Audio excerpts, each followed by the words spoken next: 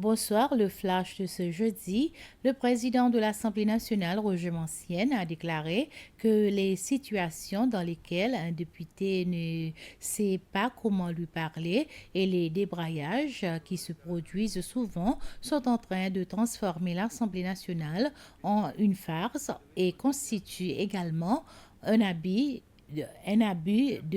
privilèges des protestations. Le président Mancienne faisait référence à un incident au cours duquel la nouvelle députée Louisette Tambou a reçu l'ordre de quitter la salle de l'Assemblée nationale et d'envoyer une lettre d'excuse.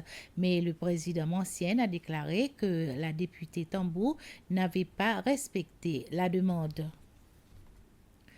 Le département des finances rappelle que le date limite pour effectuer des paiements aux entités gouvernementales par chèque personnel est fixée au 31 mars.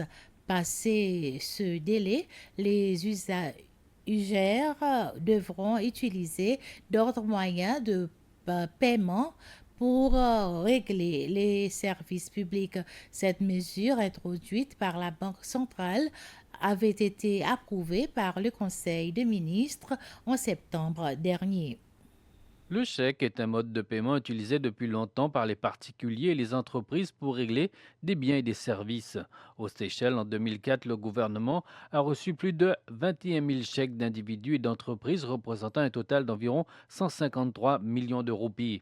Dans le cadre de la stratégie nationale visant à moderniser l'économie et à rendre le système financier plus efficace, le Conseil des ministres a approuvé une politique de la Banque centrale pour moderniser le système de paiement national.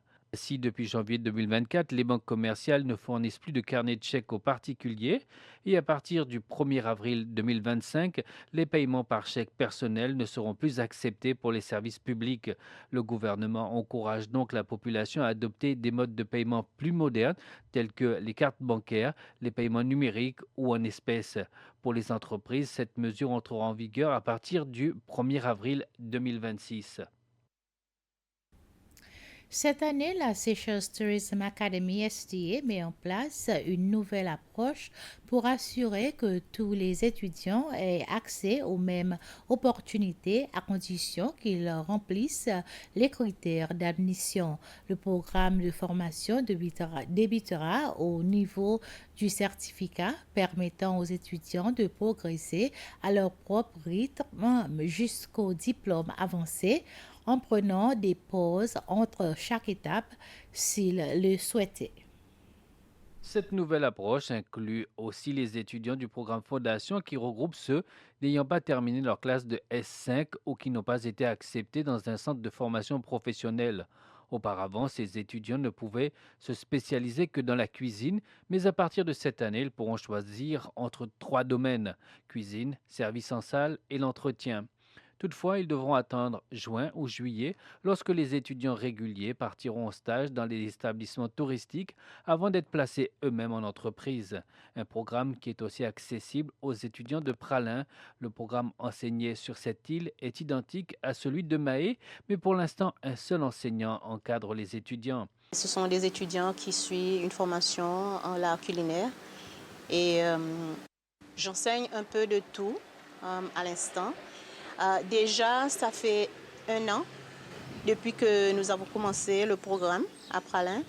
Et d'ici, vers la fin de mai, ce groupe vont terminer la formation. Ils vont avoir une certification au niveau certificat. Et après cela, ils seront prêts déjà pour rentrer dans le monde du travail. Et bien voilà, c'est la fin de ce flash. Merci de votre attention. Bonne soirée à toutes et à tous.